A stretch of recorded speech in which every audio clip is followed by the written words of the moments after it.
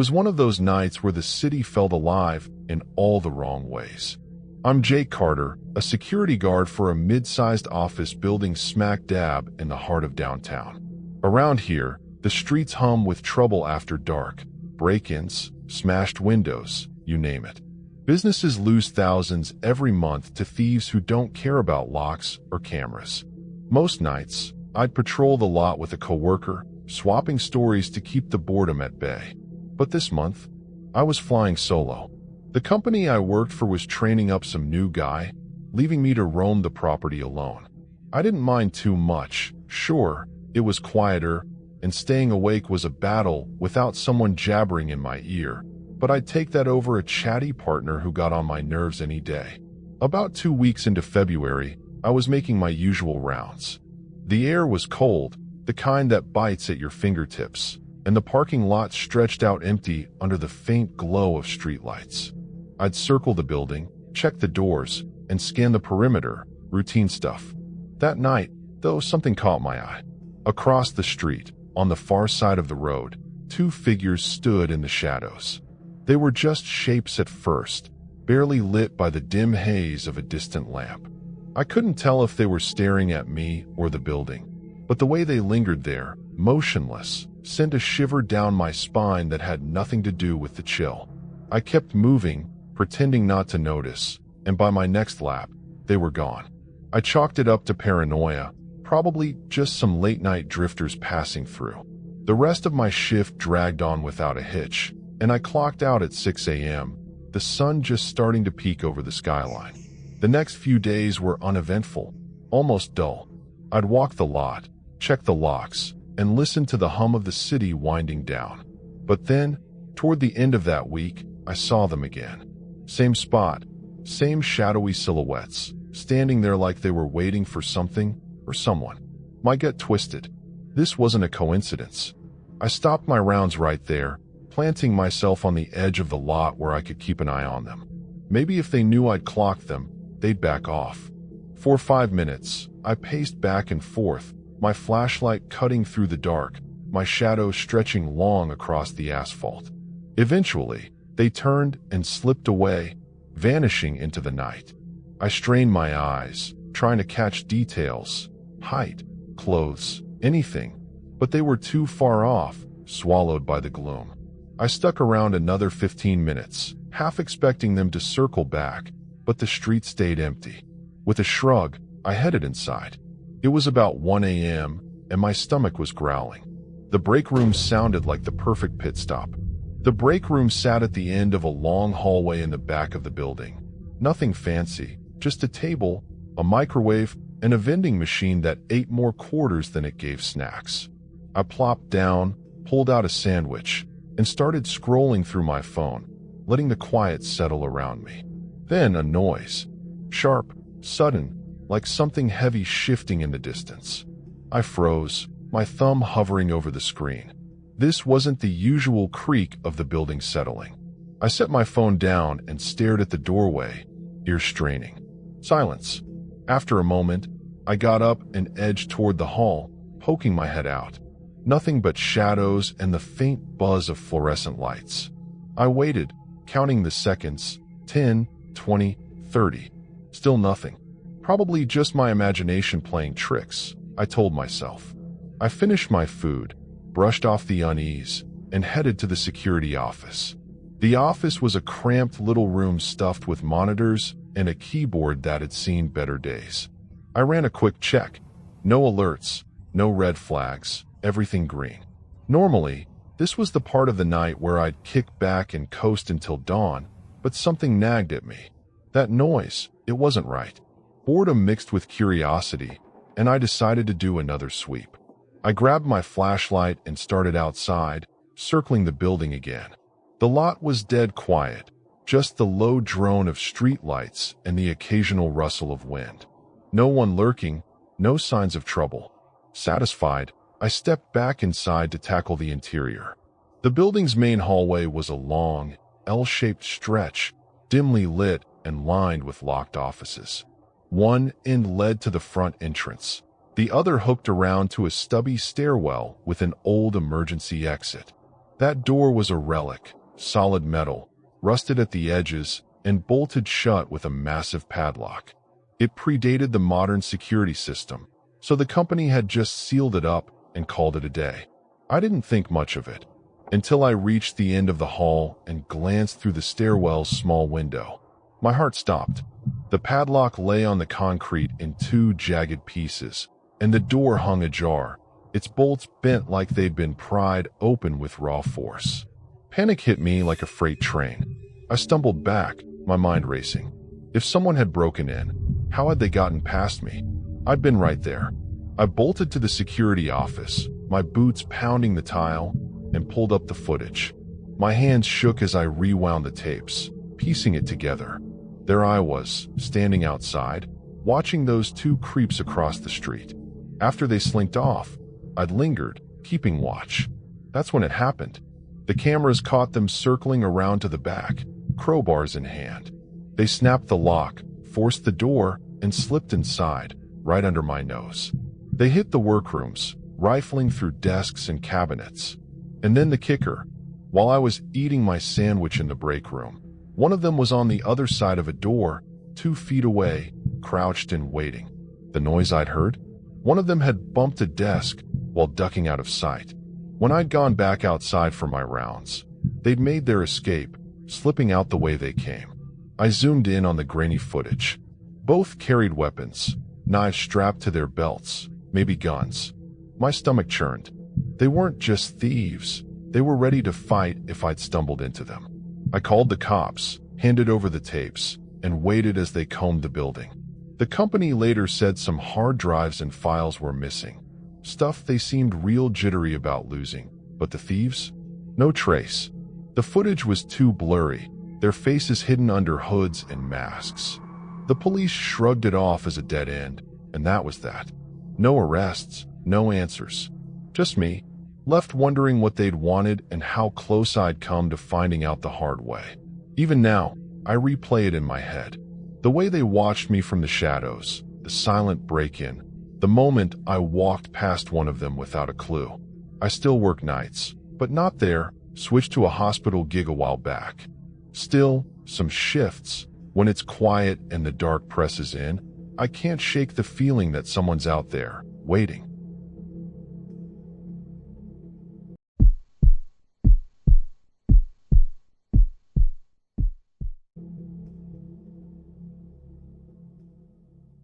Some nights grab you by the throat and don't let go.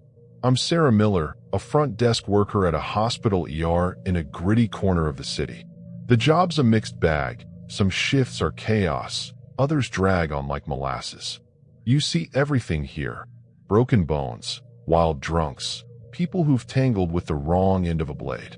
It's unpredictable, keeps you sharp. Most nights, I'm parked at the counter with my coworker Amy, trading small talk to pass the hours. This night, though, started slow. A handful of patients shuffled in and out, nothing worth writing home about. Amy and I were deep into a debate about the worst coffee in the cafeteria when the clock hit 2 a.m. She yawned, stretched, and said she was heading to grab a snack. I waved her off, settling into the quiet alone. Not even a minute later, the glass doors hissed open. A man stepped inside, moving slow, like he wasn't sure he belonged. He wore a black zip-up hoodie, hood pulled low, and faded black jeans that hung off him.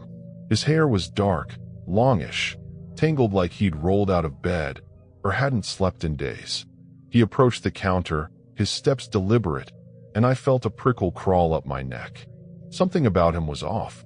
"I'm looking for Rachel Evans," he said, voice low and rough.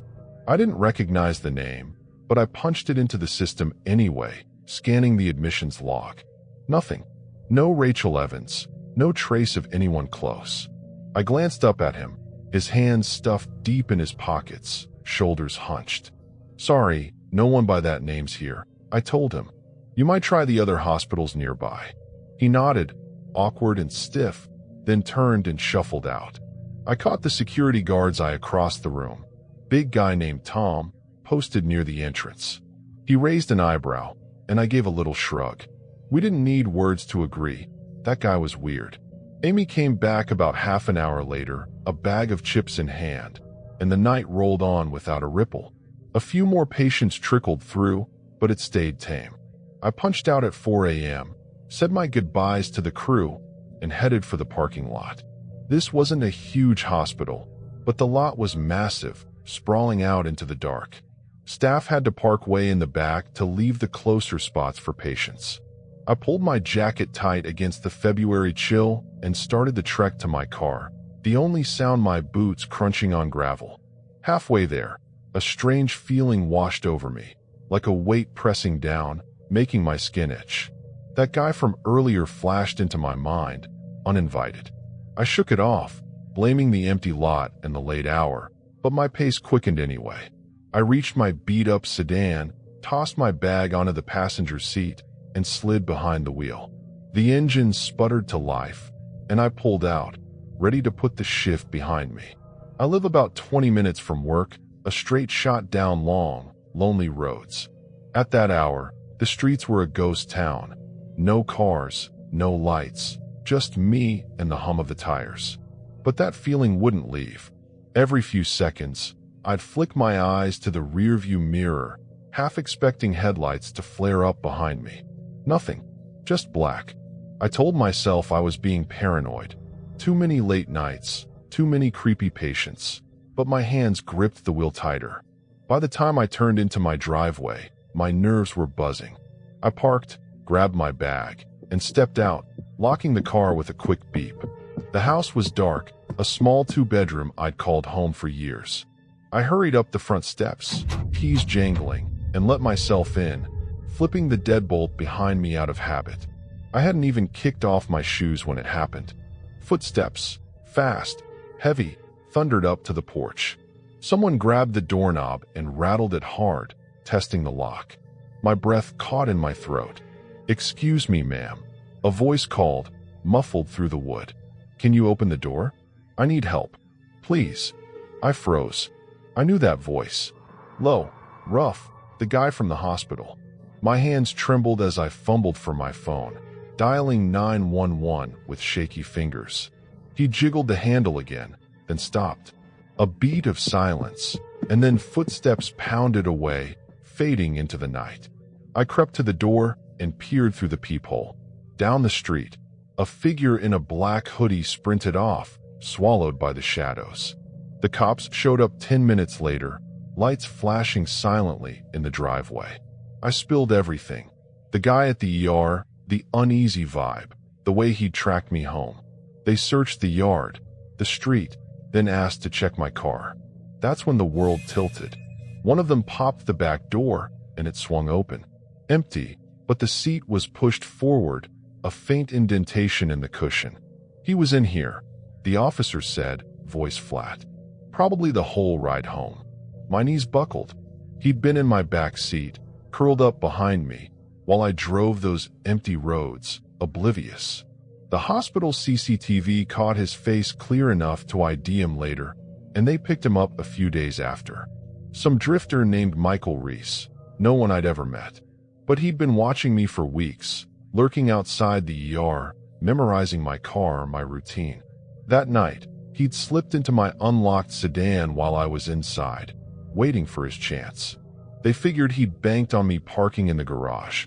If I had, he'd have had a straight shot into my house. God knows what he planned from there. Parking in the driveway threw him off, forced him to improvise. When the door wouldn't budge, he panicked and ran. The cops pressed him, but he wouldn't crack, just kept muttering that he needed to talk to me, nothing else. No apology, no explanation. They locked him up, and that was the last I heard of him. Months have passed, maybe a year, and I've moved on. New locks, new habits. But some nights, when I'm driving home alone, I still check the back seat, just in case.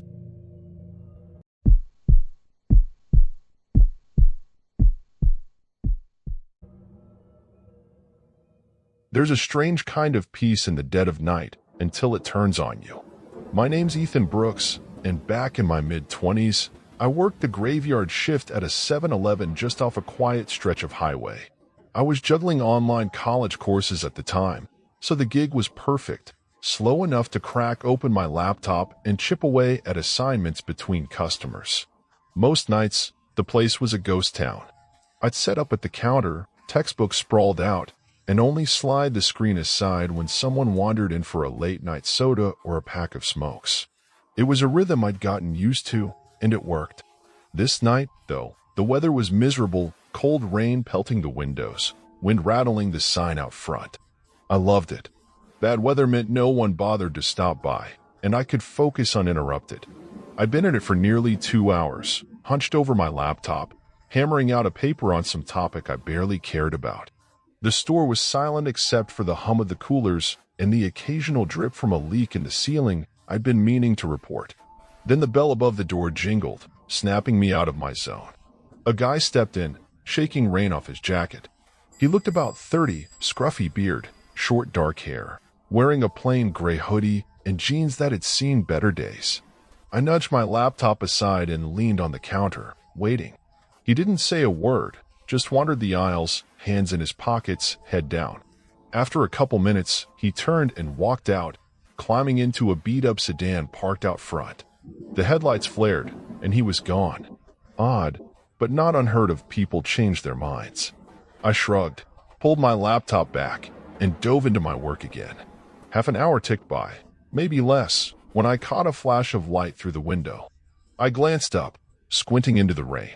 Same sedan, same spot, pulling in slow like it belonged there. My brows furrowed. Coincidence? Maybe. The door swung open, and sure enough, it was him again. Same beard, same hoodie, same quiet shuffle. This time, he didn't browse. He came straight to the counter, stopping a few feet away. "Restroom?" he asked, voice flat. I blinked, caught off guard. Yeah, over there," I said, pointing to the back corner where a single-stall bathroom sat next to the chip rack. He nodded and headed that way, disappearing behind the door with a soft click. I stared after him, chewing my lip. Weird to drive back just for that. There were gas stations closer, unless he'd been circling the block this whole time. I shook it off. Maybe he'd forgotten something, or the rain had him desperate. Either way, not my problem. Minutes crawled by. 5, then 10. I kept half an eye on the bathroom door, expecting him to stroll out any second. Nothing. 15 minutes in, I started to fidget. How long does it take to use a restroom? I didn't want to be the guy who bangs on the door, awkward as hell, but the longer it stretched, the stranger it felt. I busied myself with my laptop, trying to ignore the growing itch in my gut. Then, just as I was about to give in and check, headlights swept across the lot again. A police cruiser rolled in, slow and deliberate, circling the sedan parked out front. The officer inside peered at it, his face lit by the dashboard glow, then pulled up right behind it, blocking it in. My pulse kicked up a notch. He stepped out, tall, broad-shouldered, flashlight in one hand, and strode into the store. He scanned the place quick, a sharp, then locked onto me. "That car out there," he said, jerking his thumb toward the sedan.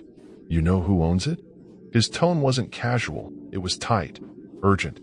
I swallowed, pointing toward the bathroom. "Guy's been in there a while.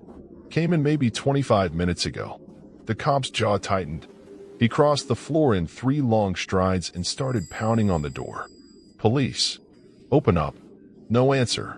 He kept at it, banging harder, his voice booming through the empty store.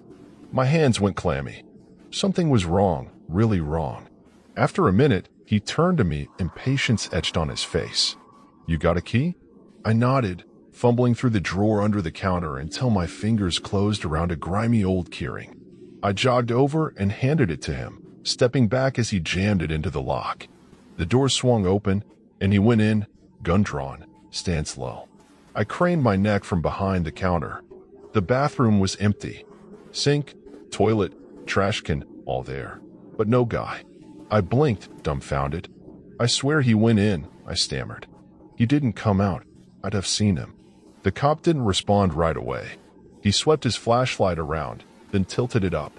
The ceiling was one of those drop panel setups, big square tiles you could push out of place. One was crooked, shifted just enough to notice. My stomach dropped. The officer grabbed a mop from the corner, climbed onto the sink, and jabbed at the tile. It popped loose, and he hoisted himself up, disappearing into the dark above. I stood there, heart hammering, listening to the muffled thumps and rustles overhead. Backup rolled, and 15 minutes later, 2 more cruisers, lights flashing silent in the rain. They dragged him out, kicking and swearing, his hoodie snagged on a pipe as they hauled him down. Cuffs clicked shut, and they stuffed him into a car. One of the officers stayed back to fill me in, his voice low like he didn't want the night to hear. The guy, some lowlife named Travis Cole, was wanted for a string of brutal attacks earlier that night. Beatings, stabbings, random people caught alone after dark.